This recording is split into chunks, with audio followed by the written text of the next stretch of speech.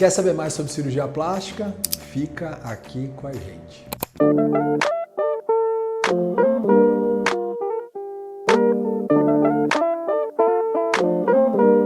Nosso assunto de hoje será carne esponjosa. Esse é um termo usado no popular, que o médico chama de corneto. Mas vem cá que eu vou explicar a função dessa estrutura aqui no nosso nariz. Perceba aqui nessa peça que a posição do nariz, se a gente abrisse por dentro, a gente teria esta imagem. Então perceba que aqui está o nariz e os cornetos, a tal da carne esponjosa, está um pouquinho para dentro. E são essas estruturas aqui, ó, corneto inferior, corneto médio, corneto superior. A questão dos cornetos em relação à respiração é que nesta região, exatamente aqui, entre o corneto inferior e o médio, passa quase que 80% do ar que a gente respira. Por isso, qualquer obstrução que tiver aqui em relação ao septo também acarretará em alterações na respiração do paciente. Mas afinal, para que servem essas estruturas aqui? Elas servem para aquecer e umidificar o ar.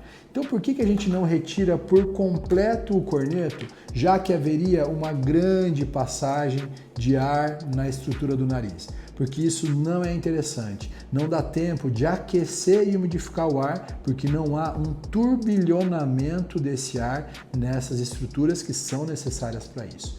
E o corneto, ele é um órgão que tem muita movimentação. Ele aumenta e diminui conforme a necessidade. Então, por exemplo, se você estiver num ar-condicionado, o corneto provavelmente estará dilatado, na tentativa de aquecer e umidificar mais esse ar. O que a gente faz na cirurgia em relação aos cornetos é muitas vezes tirar parcialmente pedacinhos desse corneto. Outras vezes a gente empurra apenas o corneto um pouco mais para a parede lateral, dando mais passagem desse ar por aqui.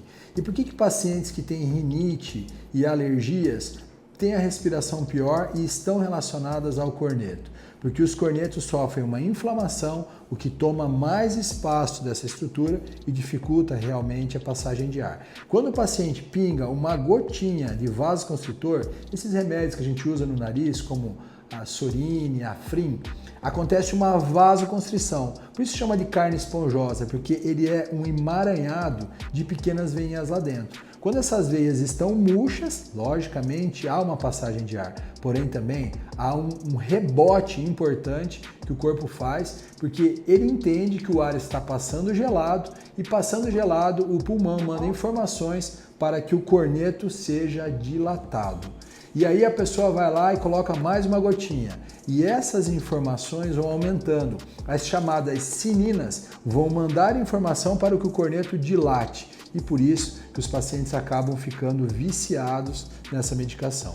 Enfim, em resumo desse vídeo, a gente tem que entender que essa estrutura, ela não é uma estrutura do mal, ela nos ajuda a aquecer e umidificar o ar. A única questão é que a cirurgia do corneto da carne esponjosa será realizada parcialmente e não por completo, exatamente na área em que é necessário a melhor passagem do ar.